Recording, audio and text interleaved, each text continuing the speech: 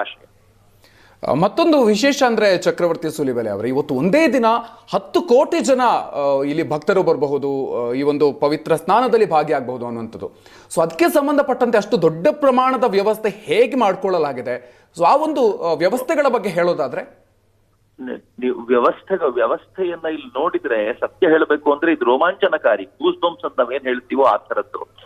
ನಾನು ಅದನ್ನೇ ಯೋಚನೆ ಮಾಡ್ತಿದ್ದೆ, ಈ ತರದ ವ್ಯವಸ್ಥೆಗೆ ಎಷ್ಟು ವರ್ಷಗಳನ್ನು ಜೋಡಿಸಿರ್ಬೇಕು ಅಂತ. ಕನಿಷ್ಠ ಪಕ್ಷ ಪ್ಲಾನಿಂಗ್ಗೆ 1-2 ವರ್ಷ ಆದ್ರೂ ಬೇಕಾಗಿರ್ಬೋದು, ಆನಂತರ ಎಕ್ಸಿಕ್ಯೂಷನ್ಗೆ ಕೆಲವು ತಿಂಗಳುಗಳ ಕಾಲ. ಎಷ್ಟು ಮೈನ್ಯೂಟ್ ಆಗಿರುವಂತ ವಿಚಾರಗಳನ್ನ ಗಮನಿಸಿದ್ದಾರೆ ಅಂತಂದ್ರೆ, ನೀವು ಇಷ್ಟು ಜನ ಸೇರ್ತಾರಲ್ಲ, ನೀವು ನಂಬೋದಿಲ್ಲ ಹೇಳಿದ್ರೆ, ರಾತ್ರಿ ಬೆಳಗಾಗೋದ್ರೊಳಗೆ ಇಡೀ ಏರಿಯಾ ಕ್ಲೀನ್ ಆಗ್ಬಿಟ್ಟಿರುತ್ತೆ. ಎಷ್ಟು ಜನ ಸಫಾಯಿ ಕರ್ಮಚಾರಿಗಳು ಅಂತ ಇವ್ರು ಕೆಲಸದಲ್ಲಿ ಇಟ್ಟಿದ್ದಾರೆ ಅಂತಂದ್ರೆ, ಅವರ ಕೆಲಸವೇ ಕ್ಲೀನ್ ಮಾಡ್ತಾ ಇರೋದು, ನಿರಂತರವಾಗಿ ಕ್ಲೀನಿಂಗ್ ನಡೀತಾ ಇರುತ್ತೆ.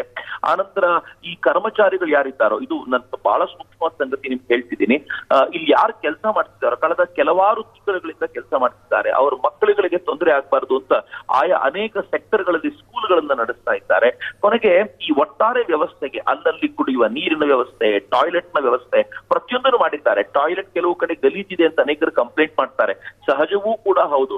ಅಷ್ಟು ಪ್ರಮಾಣದಲ್ಲಿ ಜನ ಧಾವಿಸಿ ಬಂದಾಗ ಅದು ನಾವು ಹೋಗುವಾಗ ಗಲೀಜ್ ಅನಿಸ್ಬೋದಾದ್ರೆ, ರಾತ್ರಿ ಬೆಳಗಾಗೋದ್ರೊಳಗೆ ಮತ್ತೆ ಅದನ್ನ ಕ್ಲೀನ್ ಮಾಡಿ ರೆಡಿ ಮಾಡಿಡ್ತಾರೆ, ಮುಂದಿನ ಜನರ ಯೂಸೇಜಿಗೋಸ್ಕರ ರೆಡಿ ಮಾಡಿಡ್ತಾರೆ. ಸೊ ಇವೆಲ್ಲವನ್ನು ನೋಡಿದಾಗ ಬಹಳ ವಿಶೇಷ ಅನ್ಸೋದು ನಿಜ. ಆಮೇಲೆ ಎರಡನೇದು, ನೀವು ಉದ್ದಕ್ಕೂ ಬ್ರಿಡ್ಜ್ ಹಾಕಿದ್ದಾರಲ್ಲ, ಇದು ಯಾವಾಗ್ಲೂ ಹಾಕಿದ್ರು. ನಾನು ಈ ಹಿಂದಿನ 2 ಕುಂಭಗಳಿಗೆ ಪ್ರಯಾಗಕ್ಕೆ ಬಂದಾಗ್ಲೂ ಅಲ್ಲೆಲ್ಲವೂ ಈ ಬ್ರಿಡ್ಜ್ ಗಳನ್ನ ನೋಡಿದ್ದೀನಿ. ಆದ್ರೆ ಈ ಸಲ ಬಹಳ ವಿಶೇಷವಾಗಿ ಮುತುವರ್ಜಿ ವಹಿಸಿದ್ದಾರೆ.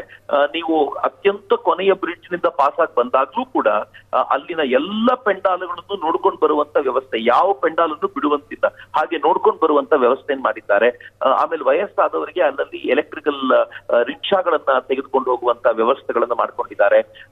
ರ್ಯಾಪಿಡೋಗಳು ಈ ಸಲ ಓಡಾಡ್ತಾ ಇರೋದ್ರಿಂದ ಅನೇಕರಿಗೆ ಅದು ಅನುಕೂಲ ಆಗಿದೆ. ಪ್ರತಿಯೊಂದನ್ನು ಕೂಡ ಗಮನಿಸಿದ್ದಾರೆ. ಅತಿ ಚಿಕ್ಕ ಸಂಗತಿಗಳನ್ನು ಅವರು ಗಮನಿಸಿ ತಿಳಿಸುವಂತ ಪ್ರಯತ್ನ ಮಾಡಿದ್ದಾರೆ. ಅದು ಬಹಳ ವಿಶಿಷ್ಟ ಅಂತ ನನ್ಗನ್ಸುತ್ತೆ ಈ ಸಂದರ್ಭದಲ್ಲಿ.